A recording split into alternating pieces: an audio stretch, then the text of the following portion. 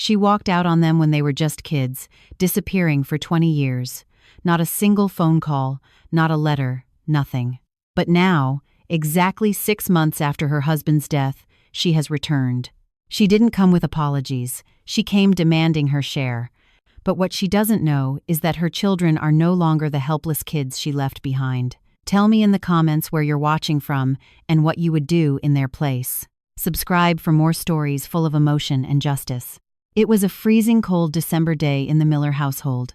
The 4 siblings were seated around the dining table. In the center sat a framed photograph of their father, Arthur "Art" Miller. He had passed away 6 months ago. "Dad would be happy to see us all together," said Ivy, placing a poinsettia next to the photo. Ivy was the youngest at 28 and the most sensitive of the group. Her eyes were welling up with tears. Aaron, the eldest at 34, stared out the window at the gray sky. He was still wearing his police officer's uniform. 6 months already, he said with a heavy sadness. I still expect to see him walk through that door with his hands covered in drywall dust. Grace, 32, always organized due to her job as a CPA, glanced at her Apple Watch. We have to decide what to do with his tools, she said, pointing toward the detached garage in the backyard. There's no rush for that, replied Mark, running a hand through his hair. Dad built this house with those tools. They deserve respect. They all fell silent, looking at the sturdy walls their father had raised with so much effort over the years. I wonder if she knows Dad died, whispered Ivy. Everyone knew who she was referring to, the mother who had abandoned them when they were children. Aaron clenched his jaw in anger.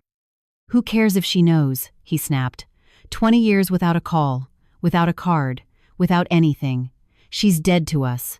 Suddenly, someone pounded on the front door aggressively. The 4 siblings looked at each other in surprise. They weren't expecting guests, especially not in this weather. The knocking sounded again, louder this time. I'll get it, Aaron said with a firm voice. He walked to the door and pulled it open. He suddenly froze like a statue. His face, usually stoic, turned pale. His eyes widened in disbelief. Standing in front of him was a woman of about 58, with dyed chestnut hair and green eyes, wearing an expensive designer coat. Aaron, she said with a small, tight smile. Look how much you've grown. You're the spitting image of your father. Aaron didn't know what to do or say. You, was the only thing he could murmur.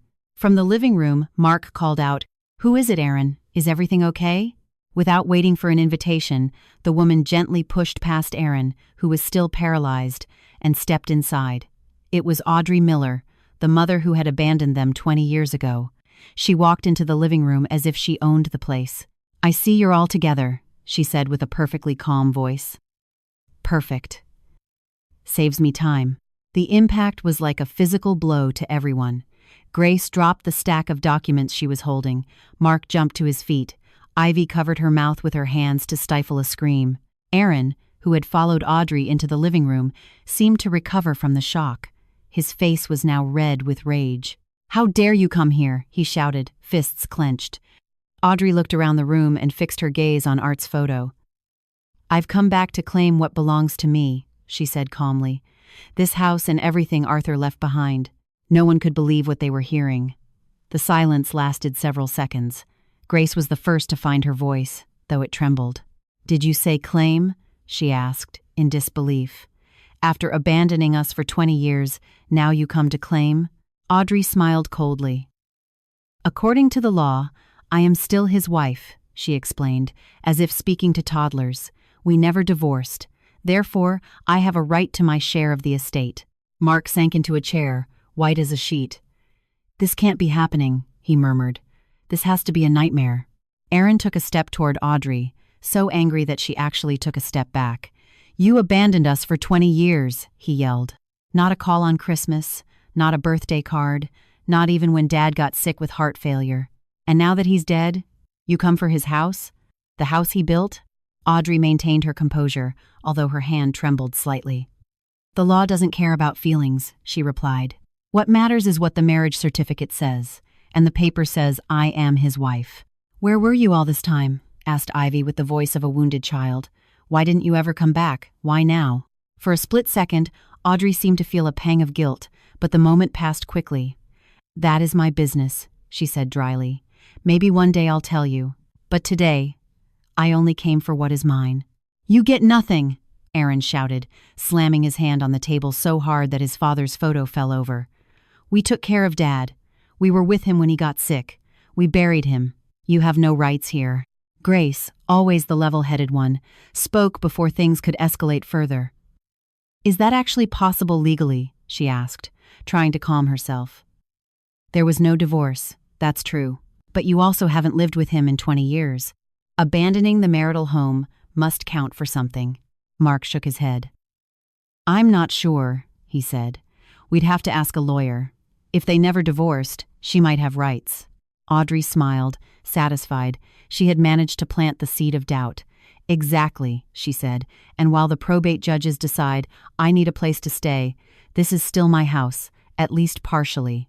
The tension was so thick you could cut it with a knife.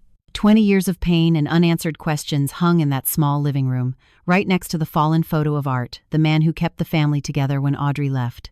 Where had Audrey been? Why did she never call? Do you think a mother who abandons her children can really call herself a mother? Does she deserve anything after 20 years of absence? Leave your opinions below. Let's go back in time, 20 years earlier. It was May of 2004. Art got up before dawn, as he did every day, to work as a general contractor. At 38, he already had deep lines on his tanned face from working under the sun. Aaron, wake up, son, he said softly, shaking the shoulder of his eldest, who slept in a bunk bed next to Mark. You have to help your mother with the little ones while I'm at the site. Aaron, just 14 years old, rubbed his eyes and nodded. It was an agreement between father and son. Art brought in the money, and Aaron looked after the family while he was gone. In the kitchen, Audrey was preparing breakfast in a foul mood. At 38, she was still beautiful, but every day she seemed angrier. As she poured Maxwell House coffee into a chipped mug, she stared out the window as if looking for something beyond their working-class neighborhood. I'll be back late today, Art said, drinking his coffee while standing up.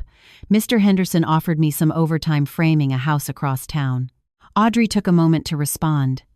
When she did, her voice was cold. You always come back late, and always for the same paycheck. Art looked at his mug, searching for the right words. It is what it is, Audrey. With this extra work, I can buy the drywall to finish the girls' room. Audrey laughed bitterly. Another room? For what, Art? To keep living in this struggle? Look around. My sister in Miami lives in a condo with her own bathroom. Here, the water heater barely works. The children were starting to wake up. Footsteps could be heard in the half-finished house. Grace, 12, was braiding 8-year-old Ivy's hair, while Mark, 10, washed his face in the only bathroom sink. Keep your voice down, Art pleaded.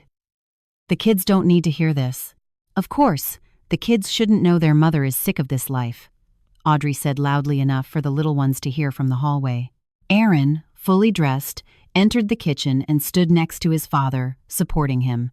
He looked at his mother defiantly. Dad works hard for us, the boy said, very serious for his age. Audrey looked at him as if she had just noticed he was there. Nobody says otherwise, Aaron, but working hard isn't the same as working smart. There are places where we could have a better life. Art put a hand on his son's shoulder. Go help your siblings, he told him with affection, and make sure everyone eats breakfast before the school bus comes. When Aaron left, the tension between husband and wife grew again. What places are you talking about, Audrey? Art asked, though he feared the answer. My sister says there are opportunities in Florida or even out west in California, places where we wouldn't have to live paycheck to paycheck. We aren't starving, Art's voice hardened. We have a roof, food on the table, an unfinished roof, and barely enough food, she interrupted. This isn't a life, Art. This isn't the life you promised me. Art's face showed pain, but also firmness. I am building this house with my own 2 hands. When it is finished, it will never be finished, she cut him off. There will always be something missing. And meanwhile, our children grow up poor. Art left his mug in the sink and headed to the door, grabbing his worn tool bag. I'll be back late. Make sure the kids do their homework. Audrey didn't answer. She kept looking out the window toward a horizon only she could see. In the following weeks, the arguments escalated. Every night, after putting his siblings to bed, Aaron stayed awake listening to his parents' angry voices from the next room. "I can't take it anymore, Art," Audrey said over and over. "I need something better than this. I need opportunities." "And the kids?"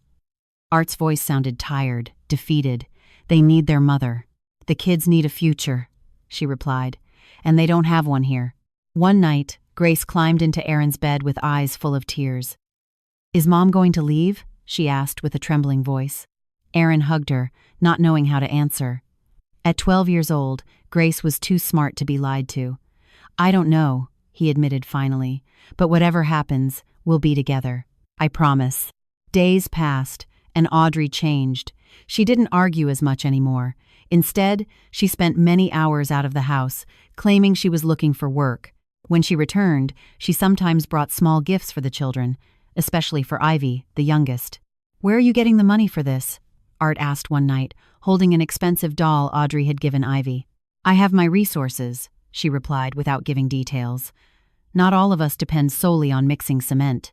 One afternoon, Aaron came home early from school and found his mother stashing cash in a small metal box under the bed she shared with Art. She didn't see him, and he said nothing. But while everyone slept, he checked the box. It had more money than his father made in a month. The next morning, he tried to talk to his father. "Dad, I think Mom is planning something." Art, who was already getting ready to leave, looked at his son with sadness. "I know, son. I know. And you won't do anything?" Art put his calloused hands on the boy's shoulders. "Sometimes, Aaron, you can't stop someone who wants to leave. We can only be strong for those who decide to stay." Over the next few days, Audrey seemed distant, as if she had already left mentally. The children noticed. Mark became quieter. Ivy cried for no reason. Grace asked questions no one wanted to answer. One night, while eating dinner in silence, Ivy suddenly asked, "Mom, why are you packing clothes in that suitcase under the bed?" The silence that followed was so heavy it seemed to suck the air out of the room. Audrey looked at her youngest daughter with surprise and guilt. Art stopped eating, his fork halfway to his mouth. "It's just organization, sweetie," Audrey replied finally, avoiding eye contact. "Sometimes you have to be prepared for changes." Art set his fork down on the plate with a clatter. "Kids, finish dinner and go do your homework," he ordered with a voice that allowed no argument. When the children left, the parents' voices rose again, but this time with enough force to make the walls shake.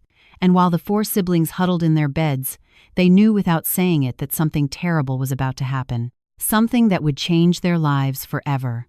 The early morning of the 17th of July, 2004, was etched forever in the memory of the Miller siblings. Aaron woke up instantly. For weeks he had slept on alert, waiting for this moment. Without making a sound, he got out of the bunk bed he shared with Mark and went down the dark hallway toward his parents' room. The door was ajar. He saw his mother moving around the room, gathering her last few things. On the bed, Art lay still, his back to her. He had simply decided not to intervene. "You're leaving just like that? Without saying goodbye?" Aaron's voice, though quiet so as not to wake his siblings, sounded with a maturity and pain improper for a 4-year-old. Audrey was startled but recovered quickly. She didn't seem surprised to see her eldest son there. "It's better this way," she replied, zipping the last suitcase. "Goodbyes only complicate things." Aaron took a step toward her, entering the room. "Complicate things?" His voice trembled, not from fear, but from rage. "And what about us? Are we just complications?" Audrey sighed, as if explaining something obvious to a child who doesn't understand. "Someday you'll understand, Aaron. There are lives that aren't made for this." She gestured at the room, the house, her whole life. "I need more. I deserve more. And we don't deserve a mother?" The tears almost came out, but Aaron held them back.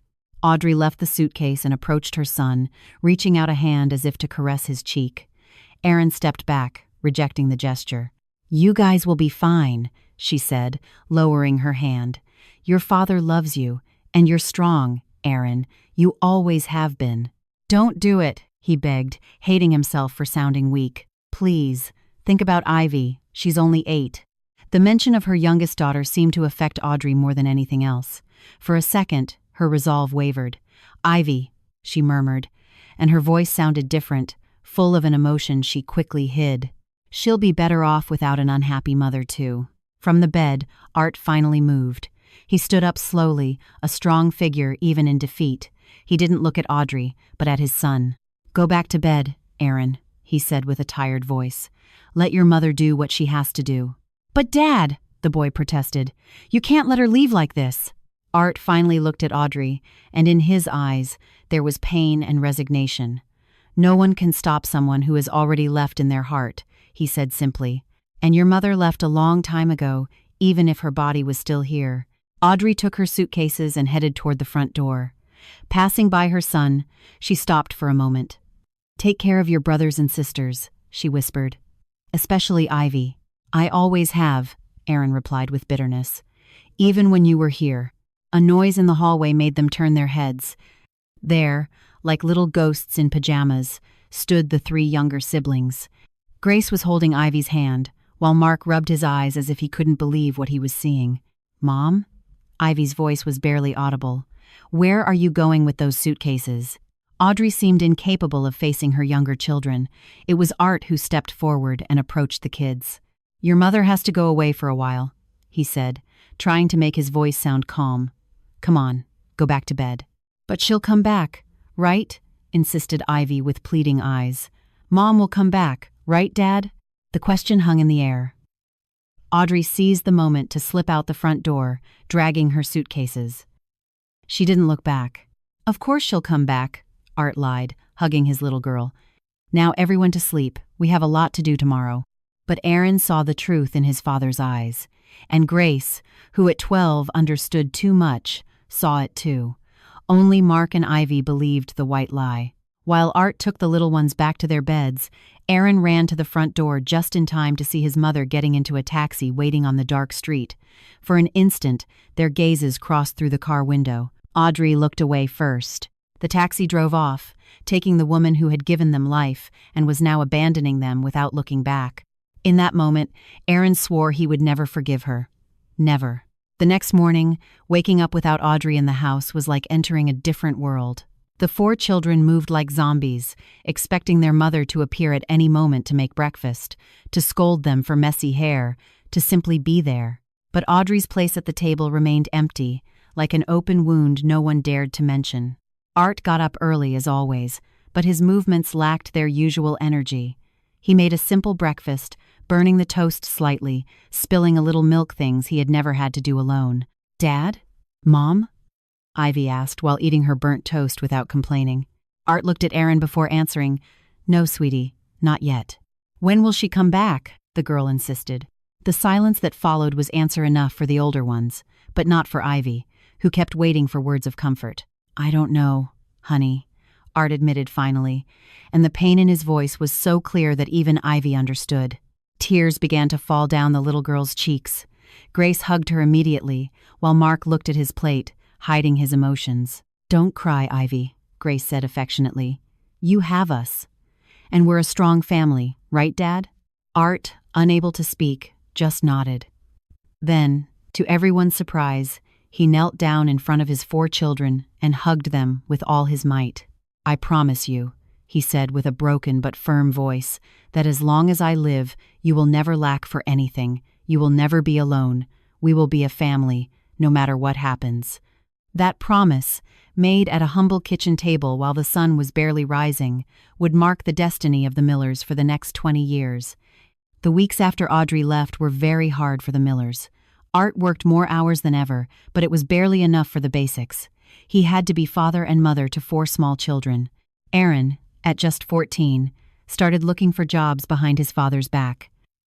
After school, he mowed lawns for neighbors or helped stock shelves at the corner store.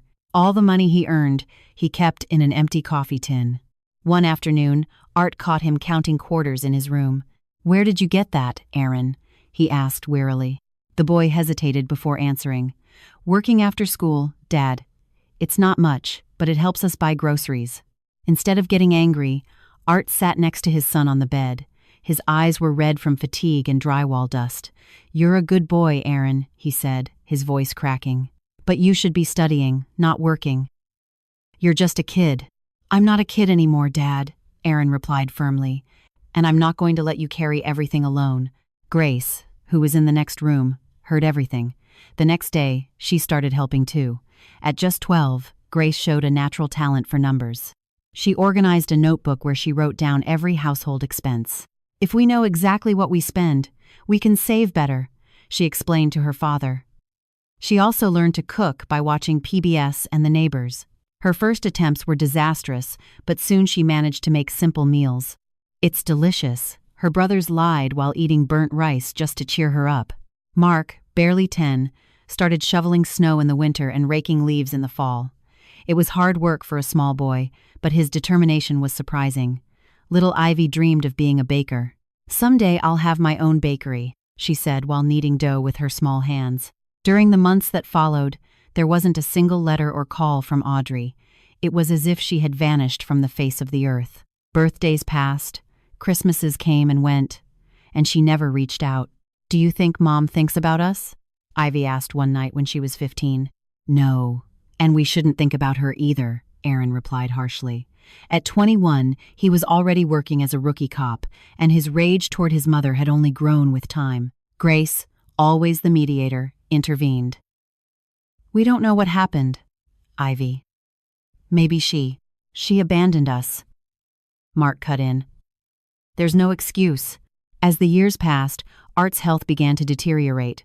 Hard labor in construction had damaged his back. Then came high blood pressure and chest pain. "You should rest, Dad," Grace told him. "Now 25 and working as a CPA, we can support ourselves now." "There are still things to finish on the house," he would reply, stubborn as always. "And you kids need to save for your future." One day of heavy rain, Art refused to miss work. "They're paying double for working in this weather," he said. He came back soaked and with a high fever. Pneumonia kept him in bed for weeks. The following years were full of frequent hospital visits. The 4 siblings took turns caring for him and covering medical expenses. In June 2024, Art's tired heart finally gave out. He died in his sleep in the house he had built with his own hands. The funeral was simple but dignified. All the neighbors attended, remembering the man who had raised 4 children alone and never complained about his fate. Aaron, now a respected police officer of 34, stood firm throughout the ceremony. Only when they lowered the casket did a solitary tear roll down his cheek. Grace, at 32, organized everything with characteristic efficiency, though she was shattered inside. Mark, 30 and running his own landscaping business, couldn't stop looking at the photo of his father next to the casket. Ivy, 28, who had achieved her dream of being a pastry chef, baked the bread and cookies for the wake. "It's the last thing I can do for him," she said, kneading dough with tears in her eyes. Audrey did not attend the funeral. No one expected her to. No one knew where to find her, and frankly, no one wanted to look for her. Returning home that day, the 4 siblings sat around the table. Art's empty chair was a painful reminder of everything they had lost. "What do we do now?" Ivy asked quietly. "Move forward," Aaron replied, "like Dad taught us. And keep this house," added Grace. "Dad built it for us." What none of them could imagine was that 6 months later, Audrey would return to claim it all, and the real battle for Art Miller's legacy was just beginning. After recalling the abandonment and the hard years that followed, we returned to the present. "Life takes many turns, little girl," Audrey replied coldly to Ivy, "and I have returned to stay." A heavy silence fell over the living room. The tension was so dense they could almost touch it. Aaron was the first to react. "No way in hell are you staying here," he said, his voice trembling with rage. "This is our house, the house Dad built." Audrey maintained her serene expression, as if her eldest son's anger didn't affect her. "Legally, I am still Arthur's wife," she replied, "and therefore, I have rights to this property. If you try to kick me out, it will only make your situation worse." Grace, always practical, intervened before Aaron could do something he'd regret. "We have a guest room," she said with a tense voice. "You can stay there temporarily while we clarify this situation." "Grace!" Aaron protested. "You can't be serious. We can't let her stay." "We can't kick her out by force, Aaron," his sister replied in a low voice. "That would only bring us legal trouble if she calls the cops." Mark nodded, trying to be reasonable. "We need time to understand what the law actually says in these cases." Audrey smiled, satisfied with the division she was already causing among the siblings.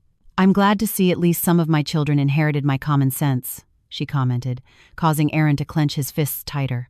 "Show me to that room," Audrey demanded, addressing Grace. "It's been a long day and I need to rest." While Grace led Audrey down the hall, Aaron grabbed his police jacket. "I can't stay here tonight," he muttered to Mark. "If I look at her any longer, I don't know what I'll do." "I understand," Mark replied, putting a hand on his brother's shoulder. "Go to the precinct or stay at your place. I'll stay with the girls." Ivy remained seated, still in shock, tears drying on her cheeks. "Why now?" she whispered. "Why does she come back now, that Dad is gone?" When Grace returned, her face showed worry and exhaustion. "She's settled in," she informed them. "She asked us to bring her clean sheets and towels. Like this is a Marriott. How can she have the nerve?" asked Mark, incredulous. "After what she did?" "Because she has no shame," Aaron replied from the door. "She never did." And with that, he left the house, unable to spend the night under the same roof as the woman who had abandoned them. The three remaining siblings looked at each other, conscious that their lives had just changed drastically. "What are we going to do now?" asked Ivy with a small voice. "For tonight, try to rest," Grace replied, though she knew it would be impossible. "Tomorrow we'll think more clearly." But none of the Miller siblings could sleep that night. The ghost of the past that had haunted their dreams for 20 years was now physically present in their house, breathing under the same roof. The next morning, they gathered early in the kitchen, speaking in hushed tones so she wouldn't hear them. "We need a lawyer," Grace said. "Today. I'm calling Attorney Lewis." "I agree," Mark nodded, nervously running a hand through his hair. "We have to know what rights she really has." Aaron, who hadn't slept at the house, had just arrived from his shift. "I know Attorney Lewis. He helped Dad with some paperwork when he got sick. We can go see him this morning." "And what do we do with her meanwhile?" asked Ivy, looking toward the guest room where Audrey was still sleeping. "I'll stay and keep watch," Mark offered. "You three go to the lawyer." An hour later, Aaron, Grace, and Ivy were sitting in the small office of Attorney Frank Lewis. The place smelled of old law books and coffee. "Let me understand," the lawyer said, adjusting his glasses. "Your mother abandoned you 20 years ago without any contact, and now returns 6 months after your father's death, claiming the house as the legal widow?" "Exactly," Grace confirmed. "Can she do that?" Attorney Lewis frowned. "Unfortunately, the law is complicated in these cases," he explained. "If there was never a legal divorce, she is still Arthur's wife on paper. In our state, without a will, the surviving spouse has significant rights to marital assets." "Even though she abandoned us for 20 years?" Aaron asked, clenching his fists. "Dad built that house, alone." "Abandonment can influence a judge's decision, specifically regarding unjust enrichment or constructive abandonment," the lawyer replied, "but we will need solid proof. Affidavits from neighbors who saw her leave, documents showing your father assumed all responsibilities alone, receipts for building materials with dates after the abandonment." The siblings looked at each other, a small ray of hope illuminating their faces. "I think we have all that," said Grace. "I kept all the receipts for the materials Dad bought, and there are plenty of neighbors who saw when she left." "Gather everything and bring it to me as soon as possible," the lawyer advised. "However, I must warn you, even with proof, it is probable she has a right to something, maybe not half, but a portion." When they returned home, they found Audrey comfortably installed in Art's recliner, as if it had belonged to her forever. "Where were you?" she asked with false interest. "Leaving without saying goodbye isn't very polite." "We had business to attend to," Grace replied dryly. Audrey smiled as if she knew exactly where they had been. "By the way," she said, standing up, "the guest room is too small for me. I've decided to use the master bedroom." "It was Arthur's, right?" The three siblings froze. The idea of Audrey sleeping in their father's room was unbearable. "No way," Aaron said, stepping toward her. "That room has been closed since Dad died." "Don't be ridiculous," Audrey replied calmly. "Bedrooms are for using, and as Arthur's widow, I have every right to use his bedroom." The argument that followed was bitter, but in the end, Audrey got her way. That night, she installed herself in the room that had belonged to Art, taking with her few belongings, elegant clothes, some books, and a small metal box she kept under lock and key. The days that followed were a living hell for the Miller siblings. Audrey moved through the house as if she were the absolute owner, criticizing everything in her path. Aaron was almost never home. He requested extra shifts at the precinct, and when he couldn't, he stayed with friends. "I can't breathe the same air as her," he confessed to Grace one night over the phone. Meanwhile, the siblings began to gather all possible proof of abandonment, preparing for the legal battle looming ahead. Their father's legacy was at stake, and they wouldn't surrender without a fight. As days passed, Audrey's presence in the neighborhood began to be noticed. She went out for walks in the mornings, greeted neighbors kindly, and little by little started telling her version of the story. Mrs. Higgins, an elderly woman who lived across the street, was the first to fall into her trap. "What an injustice," Audrey was heard saying one afternoon. "Your own children wanting to kick you out to the street." Audrey, with an air of victimhood, responded by lowering her voice. "They are ungrateful, Mrs. Higgins. After everything one does for their children, and now that I'm a widow, they won't even give me a roof." Words like ungrateful and kicked to the street began to circulate through the neighborhood. Neighbors who had seen the Miller kids grow up now looked at them with disapproval. "Is it true you want to kick your mother out?" asked Mr. Peterson, the local baker, one morning when Grace went to buy bagels. "What?" "No, that's not," Grace tried to explain, but the man had already turned around, muttering something about kids these days. The situation worsened when Audrey showed up at St. Mary's Church during Sunday Mass. Dressed completely in black like a recent widow, although Art had died 6 months ago, she took a seat in the front row and wept silently during the entire service. At the end, Father Stephen approached her. "Are you okay, ma'am?" he asked with concern. "It's hard, Father," she replied with a broken voice. "Losing my husband and being rejected by my children. Sometimes I don't know how to go on." The priest, moved, offered his moral support. Soon, the whole congregation knew that the poor widow Miller was being mistreated by her children.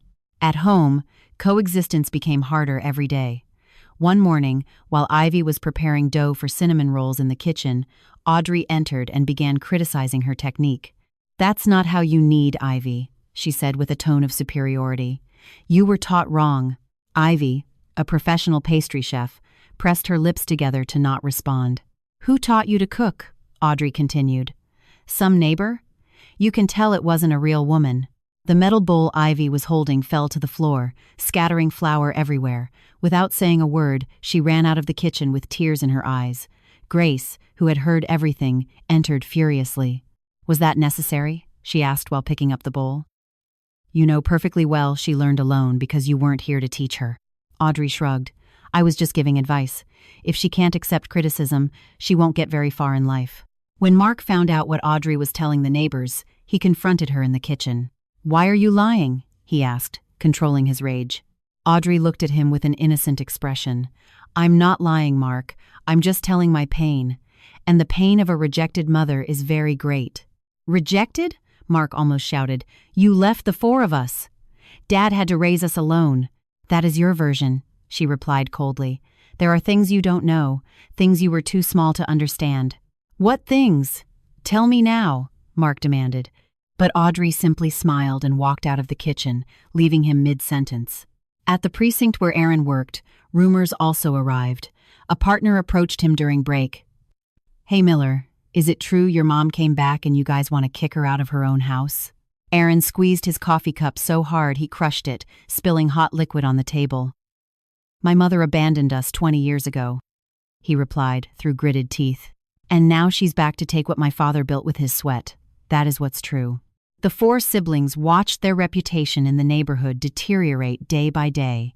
People who had known them since they were little now looked at them with reproach, believing Audrey's lies. Mark, worried about his siblings' emotional state, decided to attempt one last negotiation with Audrey. He found her on the patio, sunbathing as if she were on vacation. "Audrey, we have to talk," he said, forcing himself to keep a civil tone. "This situation can't go on." "I'm listening," she replied, without opening her eyes. "We can offer you a financial settlement. It won't be much, but we'd all pitch in. In exchange, you renounce any claim on the house." Audrey opened her eyes and looked at him with amusement. "A settlement? How much would you be willing to pay me to disappear from your lives again?" "It's not about disappearing," Mark replied uncomfortably. It's about respecting what Dad built. We built this house when we were a married couple, Audrey said. Legally, half belongs to me, but I could consider leaving for the right price. How much? Mark asked directly. Audrey mentioned a figure that made Mark's eyes go wide. That's impossible. None of us has that kind of money.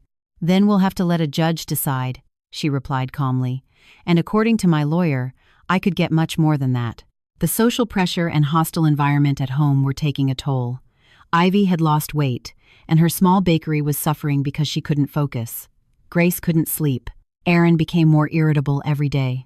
But they were determined to fight for their father and the home he had built with so much sacrifice. Following Attorney Lewis's advice, the Miller siblings began collecting every possible piece of evidence regarding Audrey's abandonment and how their father had built the house after she left. Grace spent entire days digging through old boxes in the attic. In one, she found a treasure, a worn folder with the word construction written in her father's handwriting. "Look at this," she exclaimed, showing the contents to her brothers. Dad kept every receipt, every brick, every bag of cement, every 2x4, and they are all dated after 2004, when she left. Among the papers, they also found school records where only Art's signature appeared as legal guardian, and medical bills showing he paid all co-pays and prescriptions for his children. There was an old ledger where Art had meticulously noted household expenses for years, with zero contribution from Audrey. Mark began contacting the oldest neighbors. Mr. Henderson, an elderly man who had been a close friend of Art, was one of the first to offer his testimony. "Of course I remember when she left," the man said, sitting on his porch. "It was early morning. I saw her get into a cab with her suitcases. She didn't even look back. And I remember how Art suffered afterward. He worked day and night to keep you kids fed, always alone." Mrs. Gable, another neighbor who had helped watch the kids when Art worked late, also agreed to testify. "That woman never sent a dime for you kids," she affirmed with indignation. "Not a call at Christmas, not a letter, nothing. As if you didn't exist. And now she comes to claim? She's a sham." Aaron, using his contacts, found out about the claim Audrey had filed with the Social Security Administration. The news hit them hard. "She doesn't just want the house," he informed his siblings bitterly. "She applied for survivor benefits, Dad's Social Security." During the following days, the house became an operations center. Folders with documents, witness lists, and notes on probate law piled up on the dining table. Audrey watched all this with a mix of amusement and disdain. "Do you really think you can beat me?" she asked one afternoon, walking past the table. "The law protects families. You stopped being part of this family a long time ago," Grace said without looking up. Audrey smiled coldly. "On paper, I am still a Miller. And that is the only thing that matters in a court of law." Despite the difficulties, the siblings kept finding proof. Several more neighbors agreed to declare, though some were afraid. Audrey's version of being a rejected mother had struck a chord with some people. "I don't want trouble," said one neighbor, "but if I'm subpoenaed, I'll tell the truth. I never saw her here in 20 years, not once." One afternoon, the doorbell rang. Aaron answered and returned with an envelope, his face grim. "It's from the court," he announced, handing it to Grace. A notification. Grace opened the envelope and read the contents. "It's a summons," she said finally. "For a mediation hearing. Audrey has formally filed a lawsuit, claiming half of all Dad's assets." The silence that followed was dense. No one wanted to state the obvious. The legal battle had officially begun. From the hallway, they heard Audrey on the phone. "Yes, they got the notification," she was saying loudly. "Let's see if they're more willing to negotiate now." "No, I won't accept less than what the law gives me." The four siblings looked at each other with a mix of rage and determination. The hearing would only be the beginning. The day of the hearing arrived faster than expected. The mediation room at the courthouse was small and austere, with a large table in the center. Audrey arrived punctually, accompanied by a lawyer who looked expensive, wearing an impeccable suit. The Miller siblings, nervous but determined, occupied the opposite side with Attorney Lewis. The mediator, a middle-aged man named Mr. Reeves, introduced himself. "Good morning. My goal today is to seek an amicable agreement." Audrey nodded solemnly. The siblings remained silent. "According to my notes, Reeves continued. Mrs. Audrey Miller claims her share as the legal widow, while the children argue this claim is unjust due to prolonged abandonment. That is correct, confirmed Attorney Lewis, and we have proof. Audrey's lawyer rushed to intervene. My client was never legally divorced. Under state law, she is entitled to her share of marital assets, regardless of living arrangements. Audrey looked at her children with a victorious expression. I never wanted it to come to this, she said with a rehearsed voice, but you didn't leave me a choice. Grace put a hand on Aaron's arm, fearing he would lose control. The lawyer for Audrey spoke first. My client was the legal wife of Arthur Miller for 38 years. There was never a separation of assets. The fact that they lived apart for a time does not eliminate her rights. A time? Muttered Mark. 20 years isn't a time. Mr. Reeves asked for silence. Attorney Lewis spoke up. We recognize there was no divorce, but there are circumstances this court must consider. Mrs. Miller abandoned the family home in July 2004. For the next 20 years, there was zero contact, zero financial aid. Mr. Miller built the value of the estate entirely after she left. That is not true, interrupted Audrey, feigning indignation. I had my reasons. Art mistreated me. I left to protect myself. That is a lie, Aaron shouted, jumping up. Dad never raised a hand to anyone. Order, requested the mediator. Grace presented the documents. Construction receipts post, 2004, school records, medical bills. As you can see, my father assumed all expenses alone. Audrey's lawyer dismissed the evidence. That doesn't change the legal fact. No divorce means she is the wife. Mark spoke then, his voice firm. My father built this house brick by brick. He worked his day job and then worked nights on our home. We grew up helping him. This house is literally his life's work. And ours. Ivy finally found the courage to speak. I was 8 when my mother left. I waited every night for months. Dad comforted me, saying someday I'd understand. Now I understand. We never mattered to her. She only came back for the money. Even the mediator seemed moved. Audrey remained impassive. The law is not based on emotions, her lawyer concluded coldly. It is based on facts. And the fact is my client is the legal spouse. Mr. Reeves sighed. I see we cannot reach a settlement today. This case will proceed to a full probate hearing. Audrey's lawyer smiled. Meanwhile, the mediator continued. Since there are no legal grounds to bar Mrs. Miller from the marital home, she may remain there until a final resolution. The siblings looked at each other in despair. Exiting the room, Audrey approached them. I told you the law was on my side. You still have time to negotiate a reasonable deal. Aaron walked past her without looking. Only Ivy stopped. Dad always said we should respect our mother, she said with a broken voice. But he never said we had to respect you. The nightmare continued.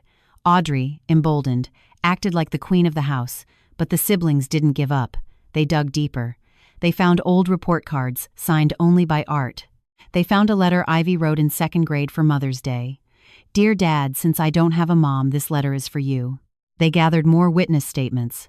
Mrs. Gable produced a notebook where she tracked payments Art made for childcare, 10 years of payments, 0 from Audrey.